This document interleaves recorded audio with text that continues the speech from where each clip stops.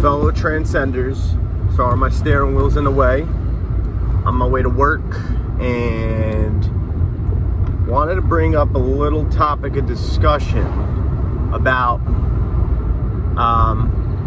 trust issues, certain triggers, and also, being able to let people in or let situations in, and how we block ourselves. So, recently, I was engaged in a conversation where a certain female, was, explaining how she reacts to certain things when they're going good, because she has a fear that if she allows herself to be vulnerable and susceptible to the moment of things going good, that it's going to leave her in a space of just being hurt again. And I totally get that, but when we got to the root causes of those things, you start to find out, and this is why it's important to look at the root causes of them, and to kind of, you gotta, in a sense, emotionally disattach from them a little bit, so you can observe them in this light to understand and rationalize. So, we started looking at certain things, and like the first thing you could go to, obviously, is, past experiences with other relationships, other, whether it's intimate or not, other relationships or situations and stuff like that. But the ones that might be harder to notice are actually the ones stemming more from your childhood. So, one of the things that I pointed out was, when you look at certain parental figures, or when you're a child, and looking at in those lights, and you got to reflect back, and you start to see, like in this case scenario, which I've also experienced the same thing. I'll talk about my scenario actually, where as a child, it was more so the recognition for doing good wasn't necessarily always there. There was always a push towards, you don't want enough praise. We're not going to give you praise because then you're going to slack off.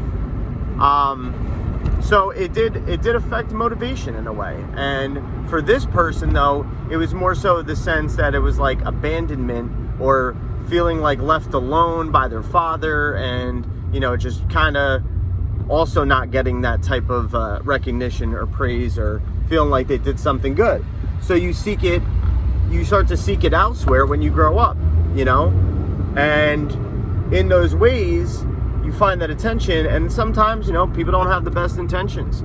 So you fall into pretty crappy situations and, get used, abused, lied to, cheated on, those things. And therefore it starts to sculpt how you start to believe about yourself and your values, and how you can't trust certain people, or most people at all in general. And these beliefs become imprinted in your mind and imprinted in your subconscious, to the point that it's like a safety reaction for now when something's going good, that it's like it triggers that thing, and it'd be like, yeah, well, last time I was feeling this good, I opened up and I left myself to be hurt so bad, and I don't want to be hurt bad again. So therefore, what am I going to do? Instead, I'm going to push it away. You may not be trying to actively, consciously choose that type of route, but you do, just on emotional triggers as well. So the thing that I established in this conversation was the fact that it's like, well, when you go back to looking at the childhood part of it and stuff, and seeing what it is that you didn't get, or maybe you had to be susceptible to, with parents, or anything in that sort of way, family, friends, anything in that way, you have to come to realize and be like, well, those things, though, did they really, truly, yes, they may have hurt, the feelings are valid about them, but did they really define or tell your true value? You know what I mean? Like, is that really dependent on your worth and your value? It's not. It's not dependent on that. Your worth and your value is what you put into yourself. Already, no matter what, every person has a born right and it is made in the perfect image of just being human. And humans are all flawed. That's how we are. So you have that innate value already to begin with from birth. It's a divine birthright. But now as you move through life, and your value comes from what your passions are. Your values come from what you put into life to get out, what you give back to the world as well. And it's not necessarily materialistic things that you're giving or getting. So it's more so the fact that the impact that you can have on just being a good person. And when I say good person, it's like there's so many different definitions on what it takes to be a good person, But if we're going to talk in more of the sense of maybe spirituality, not religion and those types of way of being a good person and going to heaven or hell, but being a good person in the sense of giving, being able to be charitable, and that, like, once again, I don't mean materialistic things or money or anything like that. Yes, those things could come into play, but something higher than that is the sense of being able to acknowledge other people, to be able to be of service to other people in a way that's going to be more so, compassion, kindness, listening, understanding, trying to understand them, and to be able to guide them. And I know that, I myself, and on the podcast me and Ray have both preached about, fixing yourself before you try to help others. But you also can be the teacher and the student at the same time. And in doing so, being the student and the teacher at the same time, you're actually learning yourself, and you're learning in your own life applications.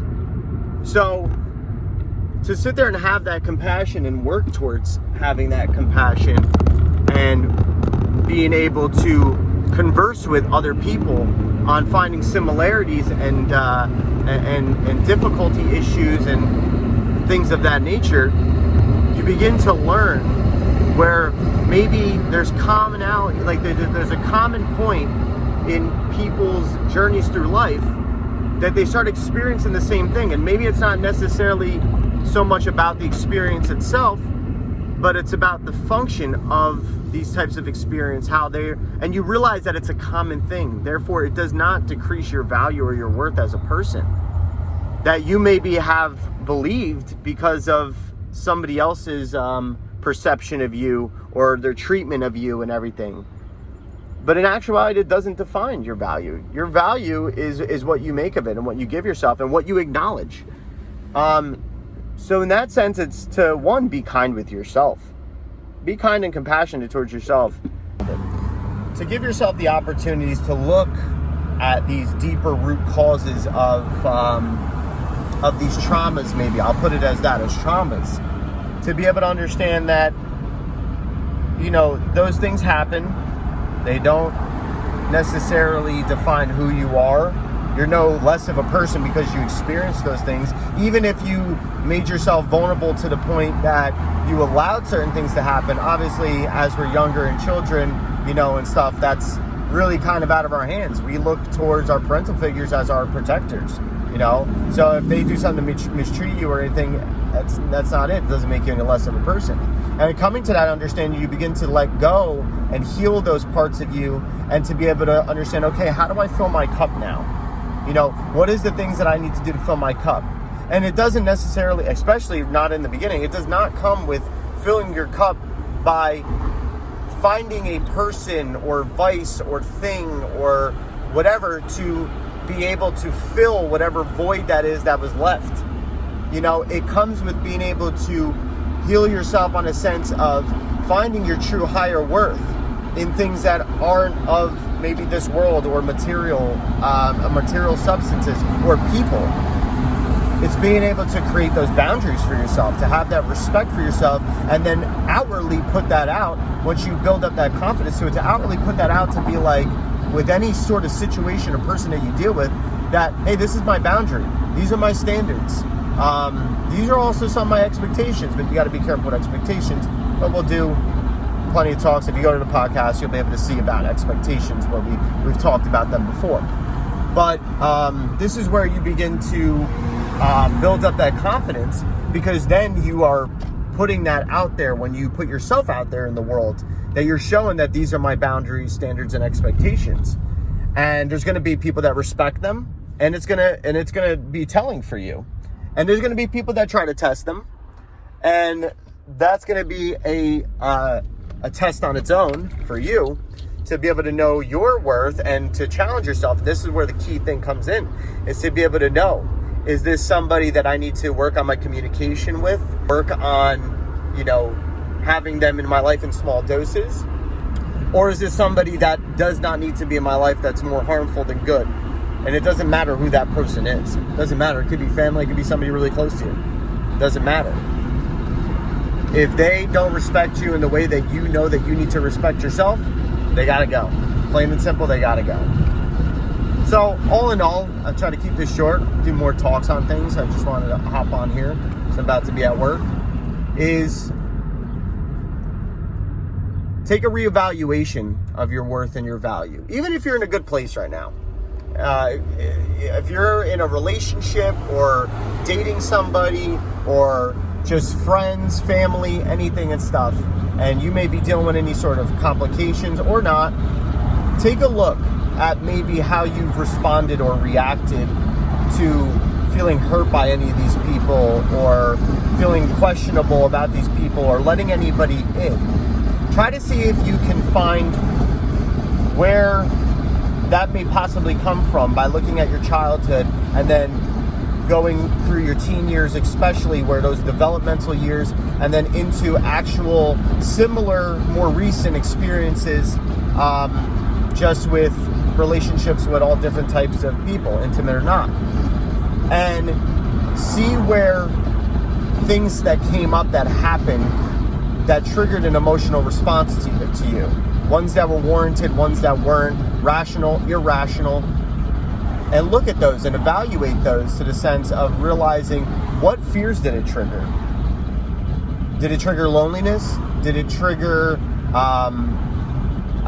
insecurity as to being looked at a certain way? And whichever way, and then look at those fears or insecurities and then see how you can fill those feelings on your own without necessarily needing another person, thing, or change the location or anything and stuff like that. Where can you find it in yourself to know what you need or how you need to start acting and treating yourself if you want others to treat you with that same respect? So, all in all, I'll leave you with that. Be kind to yourself, be compassionate to yourself, be compassionate to others, and give yourself the time to, give yourself that that feeling of being like, hey, am I in my window of tolerance right now? What's going on? Check in with yourself pretty often. Give yourself mantras, meditate, give yourself rest, good hydration, good quality nutrition and food, and be passionate about what you love and do it on the smallest forms. You may have big dreams and big ideas, but take it one step at a time. Don't get ahead of yourself. Don't be too hard on yourself. So I want to leave you with that. Peace out.